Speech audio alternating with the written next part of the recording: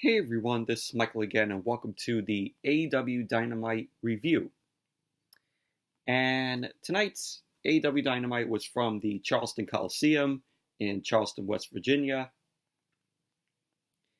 And I gotta say, tonight's AEW Dynamite, I thought it was a solid show, in my opinion. I really enjoyed tonight's AEW. They've just been on fire, delivering good shows, and there was a lot of stuff that saw tonight that was good. It was that were entertaining. We also crowned the first ever AEW World Tag Team Champions. So let's get on with the review. So AEW Dynamite opened up tonight. We saw Tony Schiavone. He was at an airport. He was welcoming us to the show. And he says that there is a contract signing that's going to be happening tonight between Chris Jericho and Cody for the AEW World Championship at Full Gear. So then we see Dustin Rhodes makes his way out of the plane along with Cody, and they shake hands with each other, and they then shake hands with Tony Schiavone. Dustin walks off. Then we see Tony Schiavone and Cody. They end up taking a ride together to the arena for the contract sign-in. And that was pretty much how the show opened tonight.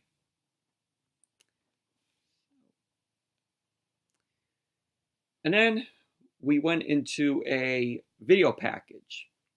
Recap of what we saw last week with Jon Moxley and Pac in the main event, which led to a time limit draw.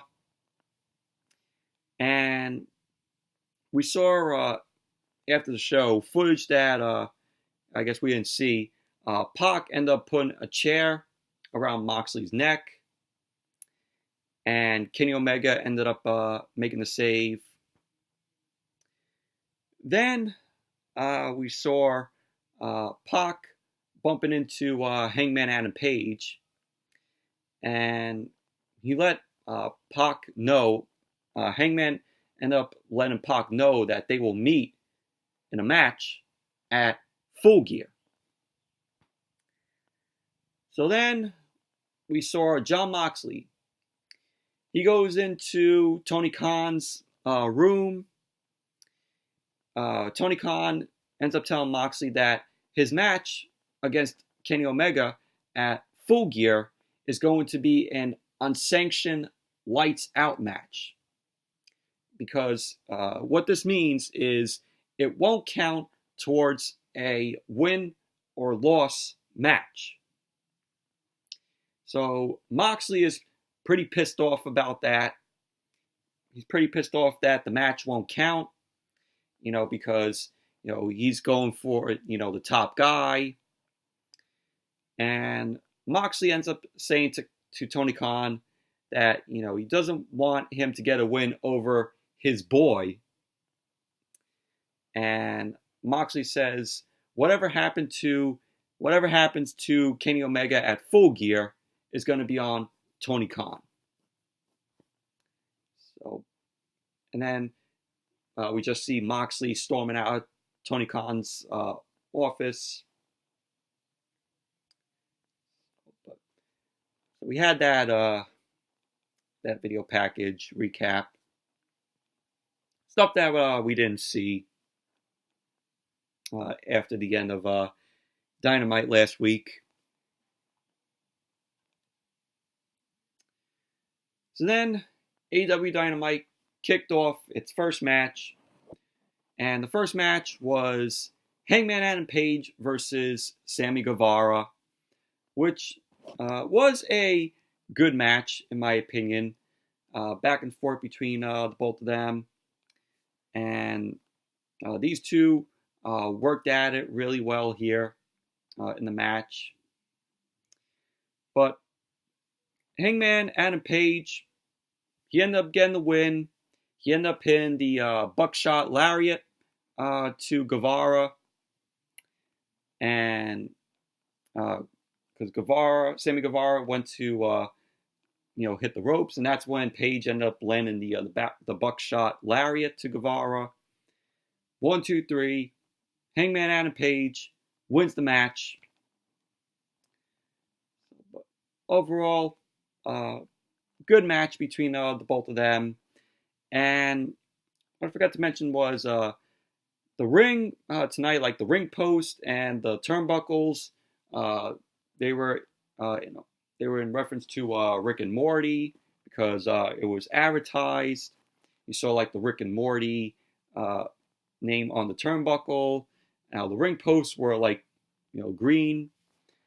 So, but I don't watch Rick and Morty, but here it's a really good show on Adult Swim on Cartoon Network, but never watched it.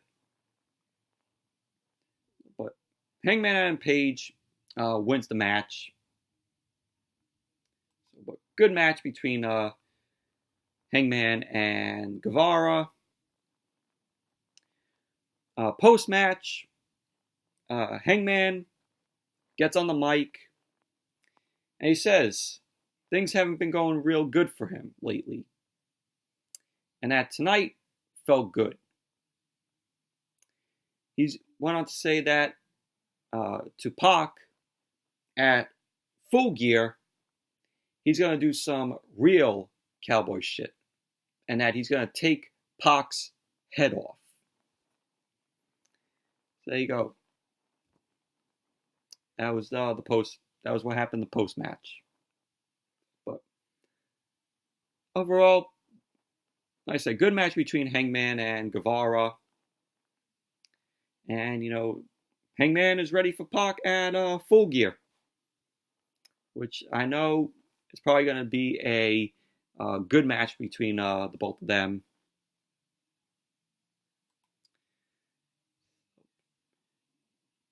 Then you had the women's match. You had Shayna versus Hikaru Sheeta. I think that's how you pronounce her last name. Match itself, it was okay. Didn't love it though, but I like the work that I saw in the ring from Hikaru Shida. I think that's how you pronounce her name, or Hikaru Shida.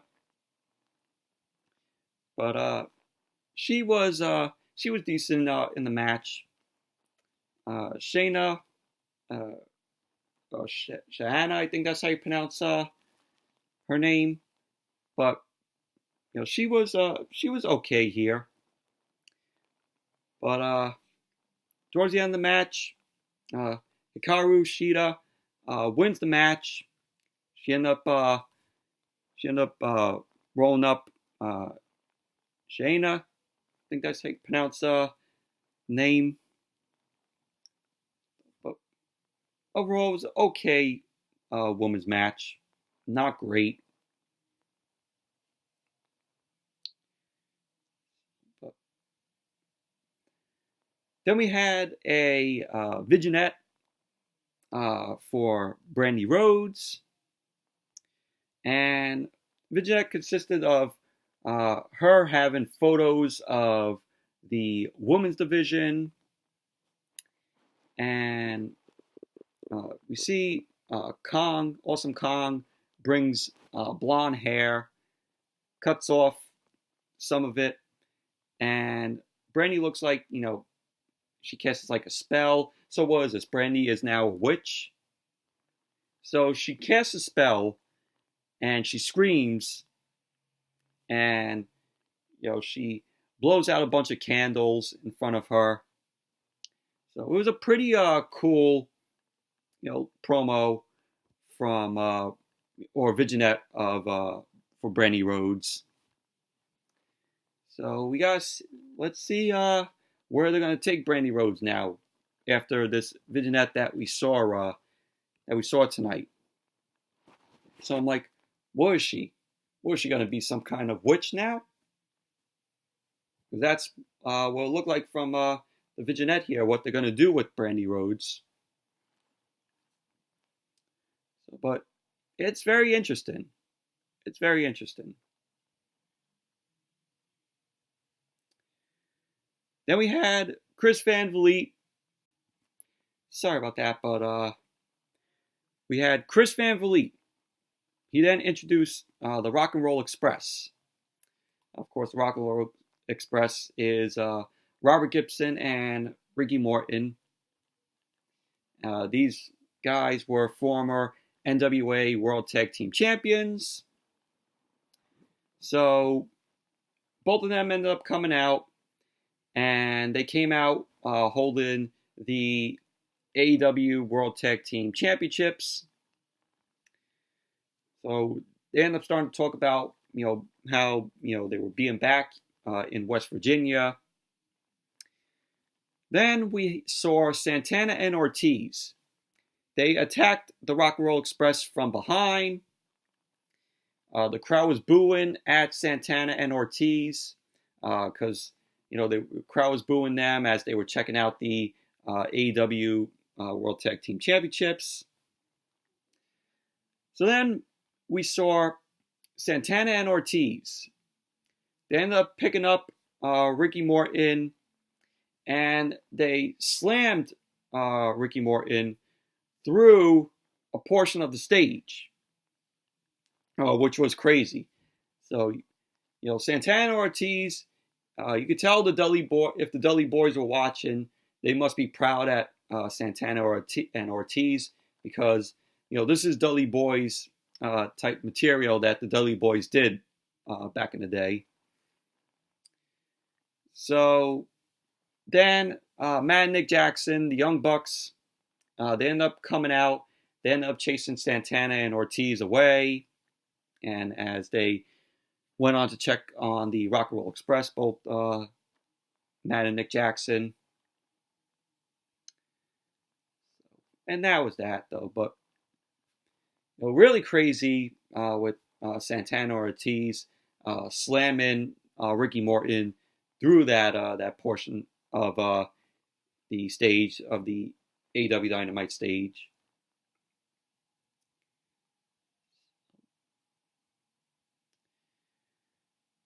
And then when AEW Dynamite came back from commercial, we saw Tony Schiavone and Cody.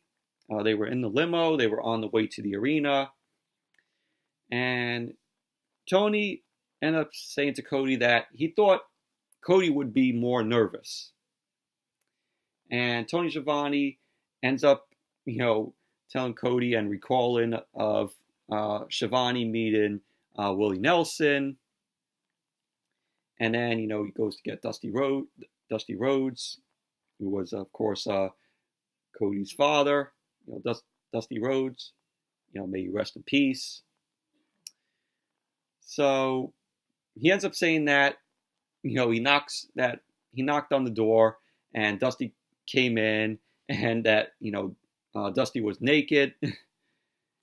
So it was a whole talk that Tony Schiavone and Cody did while they were in the limo, just heading straight to the arena. And Tony says that it was good because Dusty X, if Willie Nelson is out there, Tony ended up saying yes. And he says that Dusty was the superstar to always come out last. And so Tony says it's good to make them wait. And that's what he wants Cody to do to Chris Jericho at Full Gear.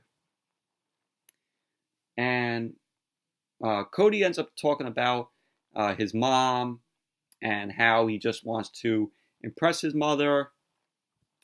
And Cody ends up commenting about wanting to beat Jericho, that they've, knowing that they've been in, the locker rooms. pretty much that was basically that with Tony Schiavone and Cody in the limo. And then we had a fun six-man tag team match with QT Marshall, John Silver, and Alex Reynolds versus the Best Friends and Orange Cassidy. The Best Friends, Chuck Taylor and Trent, and Orange Cassidy. And this was a fun, six-man tag match. I really like Orange Cassidy here. Orange Cassidy, you could tell that that he's over with the crowd. He's a comedy act for them. See, WWE needs to take lessons here with Orange Cassidy. Watching Orange Cassidy, because this is how you do a comedic superstar or talent in the ring. Because we saw Orange Cassidy and slides in the ring, and he had his hands in his pockets, and he ends up hitting a drop kick, and the referee was there. He ends up putting the glasses back on Orange Cassidy, and towards the end of the match, the Best Friends, Orange Cassidy, pick up the win. They end up the Best Friends end up hitting Strong Zero to John Silver for the win. So Best Friends and Orange Cassidy end up winning the match. Like I said, fun six-man tag. Really enjoy Orange Cassidy because you can tell he's over with the crowd and he's fun in the ring. Because that's how you do a comedy guy in there in the ring, which WWE needs to take notes on, because that's how you do comedic star in there, and that's how you do it right. But fun six-man tag.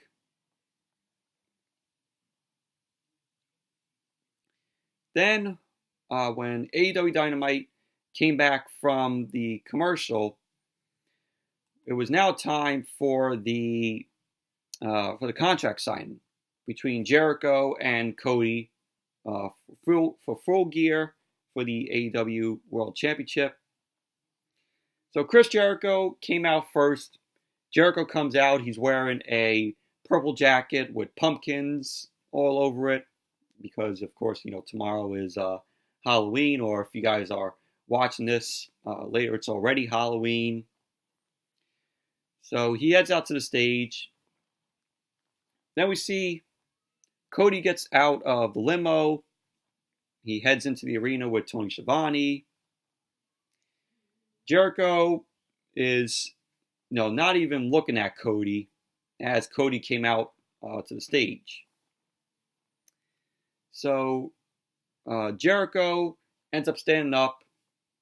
He ends up talking to the crowd, barking to the crowd, and he ends up Tony Schiavone ends up introducing them and puts the contract in front of Cody. Tony Schiavone's just like going over what the contract states. So Cody ends up signing it, and he hands it over to I think her name is Mega Parquet, who is the AEW chief legal officer. So Parquet ends up handing the papers over to Jericho. So Jericho looks at the contract. He stands up and laughs. Cody ends up getting up, and Jericho is on the mic. He says to Cody, I gotcha.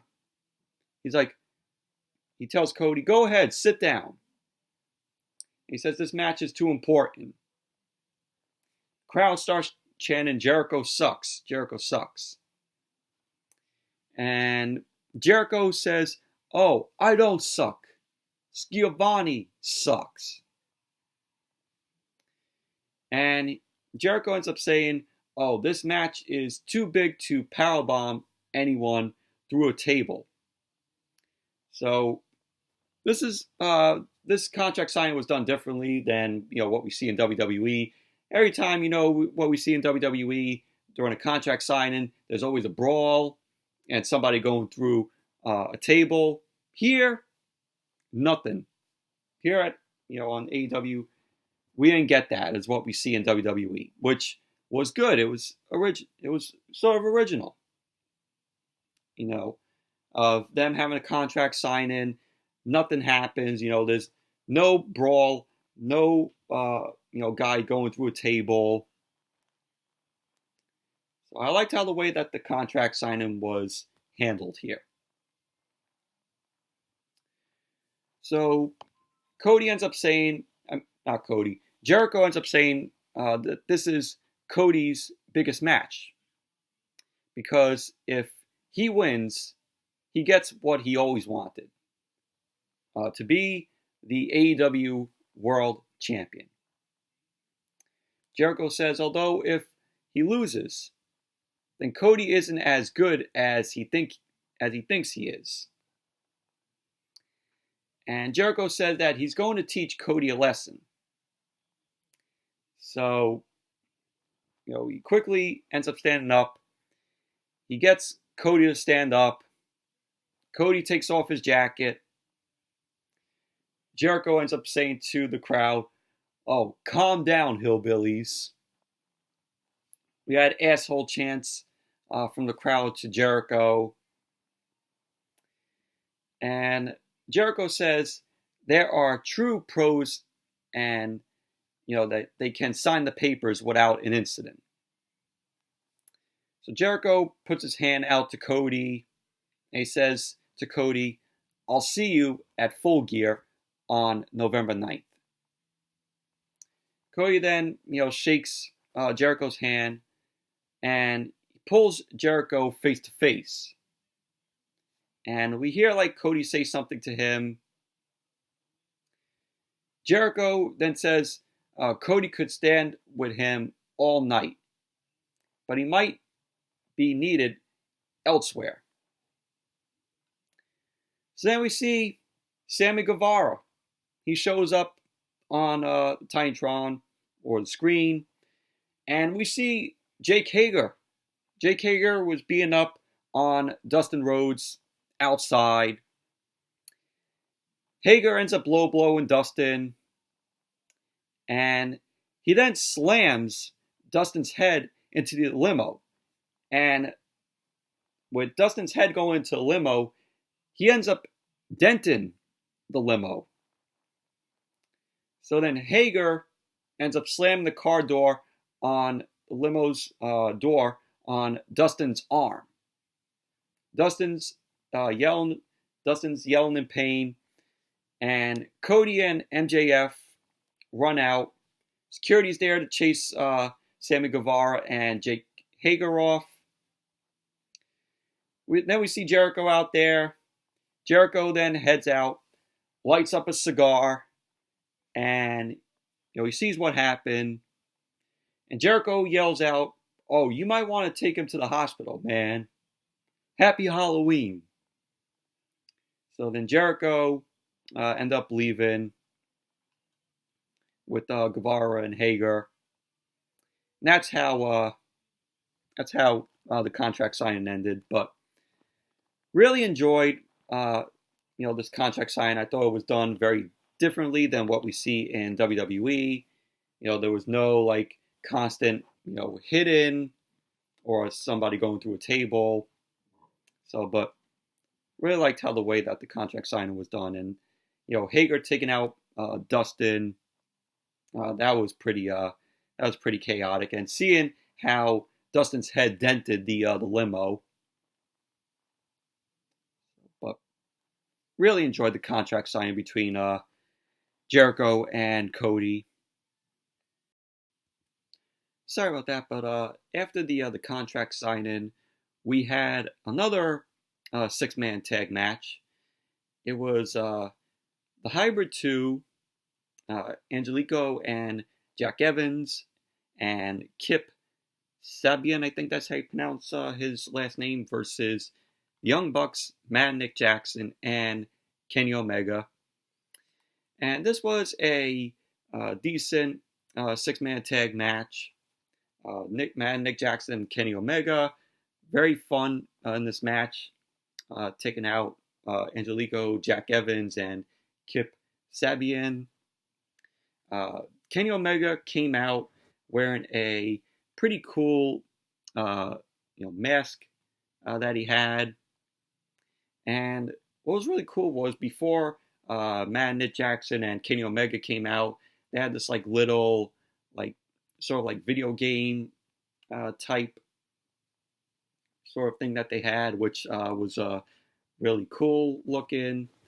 Almost look like those old school video game graphics from the 80s or the early 90s. It was 8-bit graphics, which were cool. But the Young Bucks and Kenny Omega, they end up Matt and Nick Jackson ended up doing the super kicks. The end of the match, Kenny Omega ended up hitting the one-winged angel on Jack Evans. So Kenny Omega and the Young Bucks pick up the win against the Hybrid 2, Angelico, Jack Evans, and also Kip Sabian. But overall, it was a decent six-man tag between them. And post-match, you had the Young Bucks. They were giving fans, fives. And we see two guys sitting in front with Rick and Morty masks on. And those guys hold on to Matt and Nick's hands. These guys remove the masks, and it's revealed to be Santana and Ortiz again. And both Santana and Ortiz yank Matt and Nick Jackson over the barricade. They end up beating Santana and Ortiz beat up on Matt and Nick. Kenny Omega gets over there, and when Kenny Omega arrives, Santana and Ortiz run away, and we just see Kenny Omega ends up helping Matt and Nick to the back. But that was what happened post-match. But Santana and Ortiz, second time tonight that they attacked the guys. First they end up attacking the Rock and Roll Express, and then they went to the Young Bucks, Matt and Nick.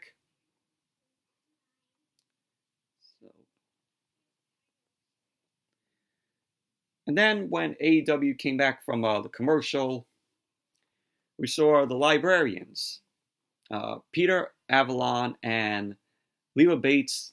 They came out. Peter Avalon was on the mic. He ends up shushing the crowd. He ends up saying that it's Halloween time, and it's an appropriate time for the hideous monsters in the crowd. So Peter Avalon says it makes sense why wrestling hasn't been here in 20 years, because it's rotten. So the crowd ends up booing Peter Avalon. Jon Moxley ends up coming in through the crowd, gets in the ring, hits a DDT on Peter Avalon, ends up kicking him out of the ring. And then Moxley gets on a mic, and this was a good promo that Moxley cut here. I really enjoyed this promo that he ended up cutting. So while Moxley was on the mic, he ends up talking about Full Gear, which, his match that he's having with Kenny Omega is a unsanctioned match. He says, there's no time limits, no DQs, no rules. But the match doesn't even count. So Moxley says when he beats Kenny Omega, and they are just going to pretend like it never happened. Moxley ends up saying that he feels like AEW is trying to treat him like a freak and keep him in a little box.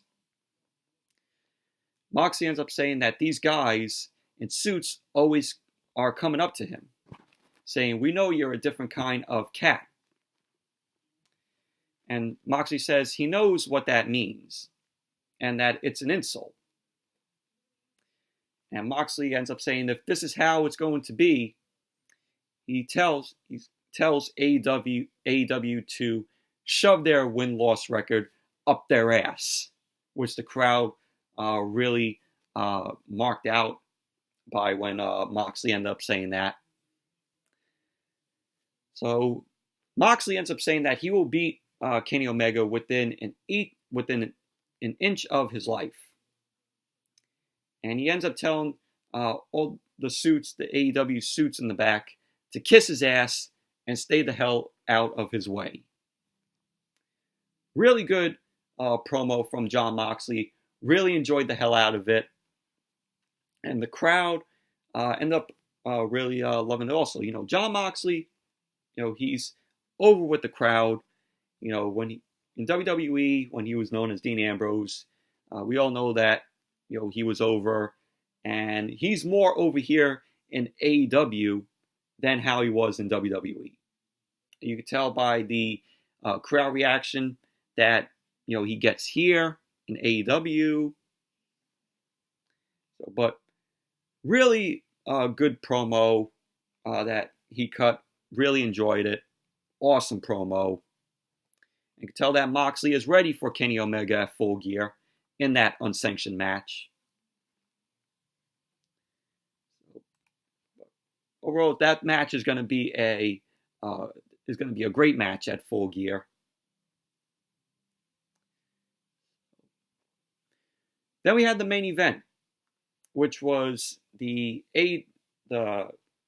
tag match to crown the first ever AEW World Tag Team Champions.